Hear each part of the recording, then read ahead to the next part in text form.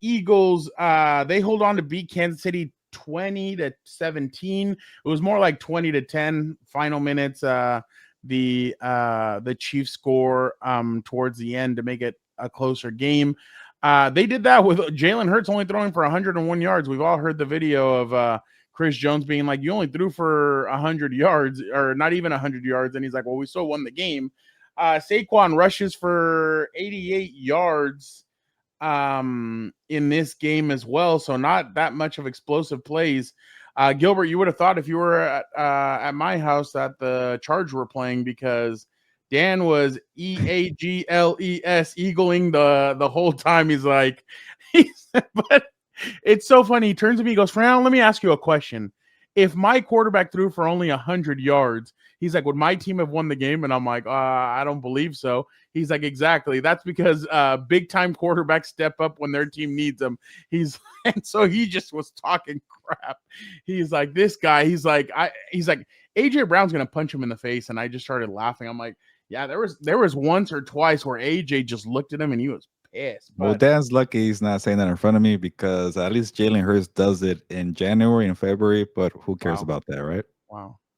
That's crazy. I'd rather have a guy who makes 100 yards passing to win the games all the time. I don't care, but yeah.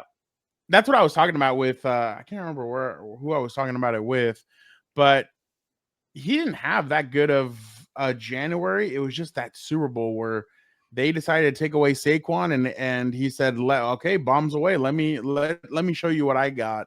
So it was pretty impressive to see his performances in the Super Bowl. But what I'm talking about, isn't that kind of concerning for the Chiefs that Chris Jones is saying, like, well, who cares if that you won? Like, you only had 100 yards. Like, who gives a crap? There's a lot going on with him and Travis. I mean, one of the big plays from the game was Travis popped up a ball that's 2 weeks in a row now. Huh? That's 2 weeks in a row. The interception this week, and then hurting Xavier Worthy. Like, he's hurting that team. Like, more ways than one. And last week, towards the end of the game, he missed when they kicked the field goal instead of scoring the touchdown. He didn't stretch out enough to grab a ball that he would have walked into the end zone after they played on Derwin. So I completely agree. That's 2 weeks in a row. And then he was screaming, like, I think Mahomes scored a rushing touchdown. I have the video, but I'll show it to you guys tomorrow when Dan's on. But he goes, I'm so tired of this shit. Like, after Mahomes had scored, that's what he yells out. Like, I don't know. There's a lot of weird stuff happening right now in Kansas City. Yeah, the way I pretty much wrote this at SI.com, and we got the streaming spam. And check out my stories at SI.com. Plug it. I was like, nobody cared that Mahomes got the deep ball going with Tyquan Thornton, the flame out from New England, and the second round pick. It's like, okay, like the Chiefs are still gonna win the game. And it's like, back in the day when Mahomes got the deep ball going, people got scared. When Mahomes got the ball back with 2 minutes to go, people got scared. Nobody cares, at least not with the Eagles. Like, that game was, the second they got the fourth down, like, it was funny too, watching the way they ruled Jalen Hurts short. I'm like, who cares? They're going to go for it on fourth down and score anyway. That's automatic. What are we doing here? Just run the play and do it. Like, the Chiefs just seemed helpless. They had no answers. They seemed like, oh man, they still got a fourth down. We got to do this all over again. We got lucky on the third down. Like, that's not the Chiefs that I recognize. And then, like, you have Kelce making mistake after mistake. Like, like they're in this territory where it's starting to feel like maybe a wild card team, but they don't seem like an elite team. I still think they have a mental edge over the Ravens and the Bills because they need to prove it in January. But when you play the Eagles, like, the Eagles are not losing any sleep over this team they beat up twice now, and like, they're getting their money's worth on the revenge from the Super Bowl was it in Phoenix, I think, in Arizona. Yeah. They lost that one, a close one, and they have been missing opportunity ever since to beat up that team.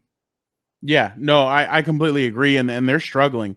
And the problem is I'm going to be honest with you, Gilbert, the way their Chiefs are playing right now, they could continue to struggle. They go at Giants, and I know at Giants, everybody's going to say, "Oh, it's just the Giants." Huh? You better win that one, or people are really going to freak out. That pass rush that the Giants feature, that's a dangerous pass rush. It's a Sunday night game. Russ is coming off of playing a really strong game against the against the Cowboys. I mean, and Yeah. teams are throwing against the Chiefs. That's the thing. People aren't realizing you can throw against Kansas City. They're a good run-stopping team, but teams are passing against them, and I feel like that's what's going to fit into Mr. Unlimited's repertoire. At Chiefs, the Ravens come there. You go to the Jaguars, the Lions come there, the Raiders come there, the Commanders come there. So that's not an easy schedule, to say the least, especially with the way they're playing. But then after the Commanders come there, they go to Buffalo, then they go to Denver, the Colts come there, they go to the Cowboys, then the Texans come there, then they play the Chargers again.